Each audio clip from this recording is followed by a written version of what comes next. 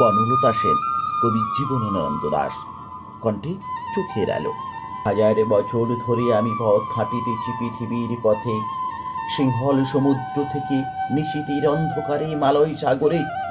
অনেক ঘুরেছি আমি বিম্বিসার অশোকের ধূসর জগতে, সেখানে ছিলাম আমি আরো দূর অন্ধকারে বিদর্ভ নগরে। আমি ক্লান্ত প্রাণ এক, চারিদিকে জীবনের সমুদ্র সম্পেন। আমায় দুদণ্ড শান্তি দিয়েছিল নাটোরের বনলতা সেন।